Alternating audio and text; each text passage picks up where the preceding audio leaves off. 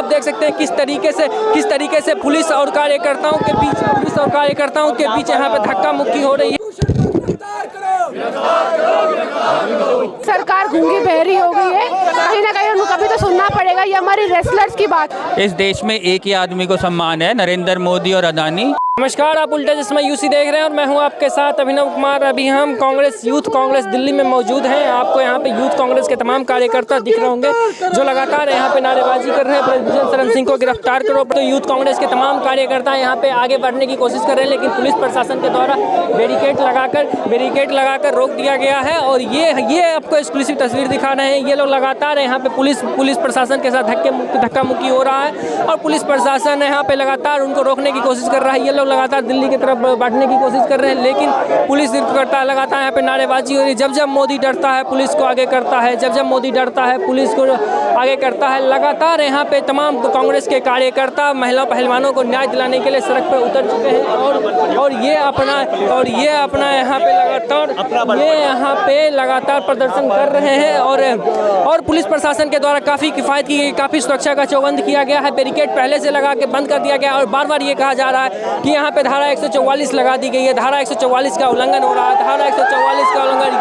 ये आप देख सकते हैं किस तरीके से पुलिस और कार्यकर्ताओं के बीच यहाँ पे धक्का मुक्की हो रही है। और यूथ कांग्रेस के ये तमाम कार्यकर्ता हैं। लगातार ये तस्वीरें देखिए कि यहाँ पे उठाने और डिटेंड करने की जो प्रक्रिया है वो भी शुरू कर दी गई है और इनको यहाँ पे लगातार किफ़ायत कर रही है। पुलिस प्रशासन के द्वारा लगातार किफ़ायतें की जा रही है कि आपको नहीं जाने देंगे ये लोग, लेकिन बार बात नहीं मानते हुए आगे बढ़ने की कोशिश कर रहे हैं और इनको लगातार यहाँ पे घसीटा जा रहा है और पकड़ने की कोशिश की जा रही है।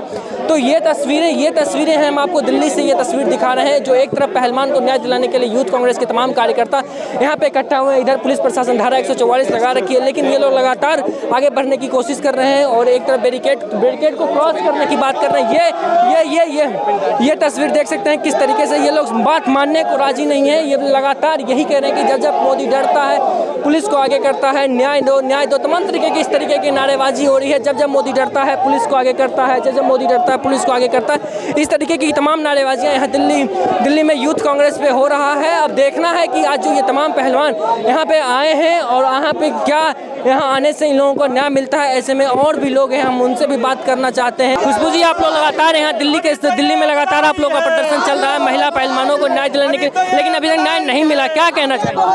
देखिए, डेमोक्रेसी है, हमारा फर्ज है उनके लिए लड़ने का, हम लड़ते रहेंगे। सरकार गूंगी बहरी हो गई है, कहीं ना कहीं उनको कभी तो सुनना पड़ेगा। ये हमारी रेसलर्स की बात है, कोई आम हम जैसी महिलाएं नहीं है, रेसलर थे जो इस देश के लिए जीत कर आई हैं। तो कहीं ना कहीं हमको लगता है कि हम ये प्रदर्शन जारी रखेंगे और सरकार को सुनना ही पड़ेगा, क्योंकि सरकार तो बार कह रही है ना तमाम हम कार्रवाई कर रहे हैं, हम कार्रवाई हो रही है। आप बताइए, इतने टाइम से वो 2 महीने से टेंट में बैठी हुई हैं, उनका टेंट उखाड़ दिया गया, ये कैसी कार्रवाई है? अगर मैं आपको फिर कह रही हूँ, रेसलर्स हमारे लिए देश में मेडल लेके आई हैं, तो वो कहीं ना कहीं हमारे देश की शान है। अब उन पे ऐसे करेंगे तो हम जैसे लोगों का क्या होगा?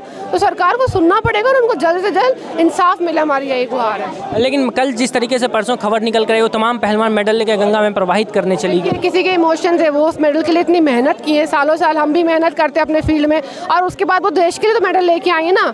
और अगर कहीं ना कहीं उनको देश के मेडल में उनको सम्मान नहीं मिल रहा, उनकी बात सुनी नहीं जा रही, तो वो आहत होते, उन्होंने ऐसे कह दिया, लेकिन उन्होंने ये कदम उठाया नहीं। और मैं चाहती हूँ सरकार उनकी बात सुने। वो हम सबके लिए, वो देश का गौरव है, देश की बेटी है, तो सरकार उनकी बात सुने और फिर जो भी झूठ का झूठ है वो सब सामने आना चाहिए। हमारा बस यही मांग है। आप लोग यहाँ पे आज पहलवान को न्याय दिलाने के लिए आए हैं, एक तरफ धारा 144 लगा, आप लोगों के द्वारा बार कोशिश। देखिए, इस देश में जिस देश को गौरव दिलाने वाले पहलवान कुछ पीड़ा में है, न्याय के लिए 7, 8, 10 दिन तक जंतर मंतर पे प्रदर्शन करते हैं, अपनी मांग करते हैं कि देश की बेटियों के साथ, खिलाड़ियों के साथ जिन्होंने देश को गौरव दिलाया, उनके साथ कुछ यौन शोषण की शिकायतें हुई हैं और सरकार उस कुश्ती संघ के अध्यक्ष के साथ खड़ी हो जाती है। 7 दिन भूखे प्यासे मांग करते हैं उस पर FIR की जाए। पुलिस को 7-8 दिन लगते हैं, जब देश भर से सब लोग उनकी सपोर्ट में आते कि उनके खिलाफ FIR होती है। पोस्को एक्ट के खिलाफ अब तक उनको गिरफ्तार नहीं किया जाता।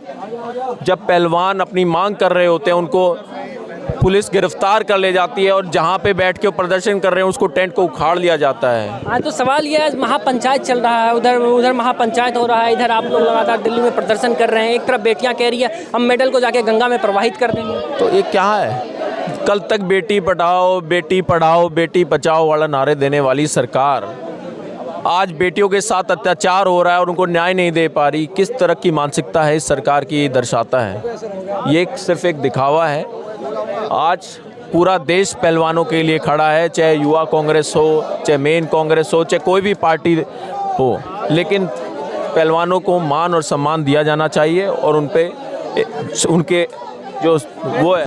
बस यही कहूँगी कि ये गिरता हिंदुस्तान है जहाँ सॉरी मोदी जी कहते हैं कि बेटी बचाओ बेटी पढ़ाओ, तो मोदी जी ने ये नारा गलत दिया और जैसे वो प्रचार प्रसार करते हैं सिर्फ इसलिए दिया। अब तो मोदी जी को कहने देना चाहिए कि सब लड़कियां सब महिलाएं घर के अंदर बंद हो जाओ, क्योंकि अब आप सेफ नहीं हो, क्योंकि हम रूल कर रहे हैं, मतलब बीजेपी रूल कर रही है। और बीजेपी में बहुत सारे ऐसे नेता जो गुंडे हैं, जो तथाकथित अपराधी हैं, जिनके ऊपर यौन शोषण के इल्ज़ाम हैं, वो सब हैं। तो मोदी जी उन्हीं को दे रहे हैं शय और उनकी शय में वो फलीभूत भी हो रहे हैं। लेकिन बार बार आरोप ये भी उठाया जा रहा है, सवाल भी खड़ा किया जा रहा है कि ये जो प्रदर्शन है पूरे तरीके से कांग्रेस से प्रभावित होकर ये प्रदर्शन किया जाए। दीपेंद्र हुड्डा का नाम बार बार ब्रजभूषण सिंह लेते हैं कि दीपेंद्र हुड्डा ये सब काम करवा रहे हैं। देखिए, कोई भी आप और हम थोड़ी देर के लिए हो सकते हैं। महिला खिलाड़ी जो हमारे अंतर्राष्ट्रीय लेवल पे मेडल्स लेके आए हैं, वो किसी के कहने से अपनी साख को नहीं लगा सकते ना। ये पूरे देश की बात है। अब तो इंटरनेशनल फेडरेशन ने भी इंटरप्ट किया है, उसने भी बोला है कि इंडिया को, भारत को इस पे जल्दी से जल्दी डिसीजन लेना चाहिए, हमारे पहलवानों को सुनना चाहिए। तो ऐसे नहीं होता। और मोदी जी ने, शायद मोदी जी तो घर परिवार में रहे नहीं, तो बड़ा आसान है बीजेपी को कह देना। अगर आप रहें तो एक महिला हूँ, मैं ही बहुत एडवोकेट हूँ, और अगर मेरे साथ कुछ होता है तो शायद मैं भी बड़ा हेजिटेट करती हूँ उसकी कंप्लेन करने में, पर क्योंकि मैं अगर नहीं करूँगी तो बाकियों को क्या सीख दूँगी। तो एक महिला को बहुत करेज उठाना पड़ता है, लेना पड़ता है कि वो अपने अगेंस्ट हुए अत्याचार के अगेंस्ट सामने आ सके खुल के।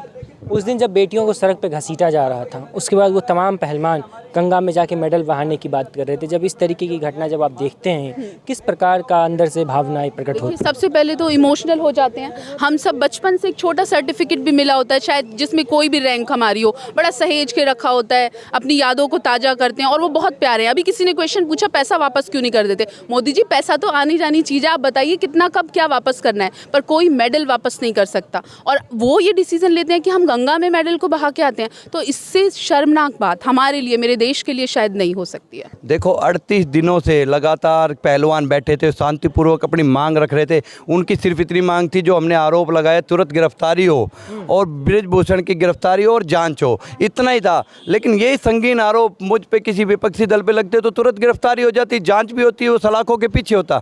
मैं कह रहा हूँ, बृजभूषण में ऐसा क्या चाहिए था अमित शाह जी का कि जो उनके ऊपर कार्रवाई नहीं हो रही? पूरा देश, पूरा हिंदुस्तान, क्या वर्ल्ड देख रहा है। वर्ल्ड रेसलिंग फेडरेशन ने भी इस पे लगाया कि वो कह रहा है, हमारी भी नज़र है कि जो महिला पहलवान आवाज़ उठा रही है कि उस पर किस तरह से करते हैं। मैं कह रहा हूँ, फेडरेशन भंग होने की नौबत आ गई है। हिंदुस्तान का वर्ल्ड में नाम खराब होने लग रहा है।